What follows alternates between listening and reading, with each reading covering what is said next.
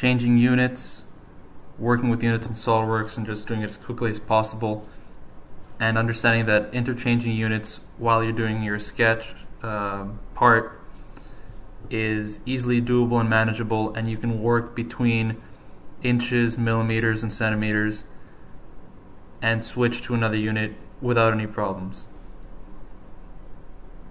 or adjusting your design rather. So we'll get started here. Just make a new part.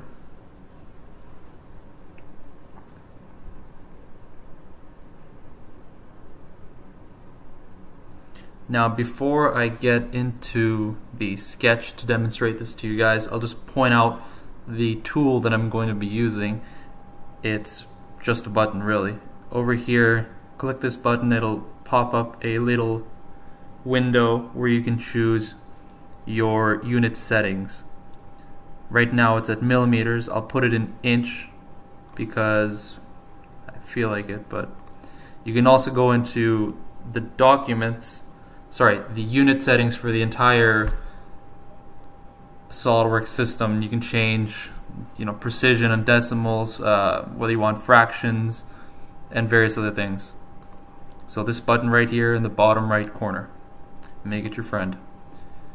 So we'll start off with a quick sketch here. I'll just make a rectangle, not really important what I do, just so you guys can see some dimensions on what's going on.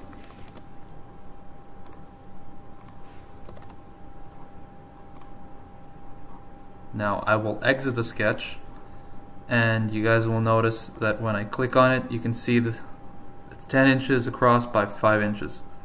Now if I switch to millimeters, automatically converts it to millimeters. I'll do it again, change to meters. Again, automatically changes. Now the reason I finish my sketch and then change the units is that because if you're working in a sketch and decide all of a sudden, hey, I want to change units, the moment that you change units, it will exit the sketch for you. So this really isn't an issue most of the time, but it can be if you're working on a more complicated sketch where you have relations, or pretty much if you just don't want to lose your spot in the sketch. If you change the units, it'll exit the sketch for you, and then you have to go back here and re-enter the sketch and all that. So I always will finish my sketch and then change the units.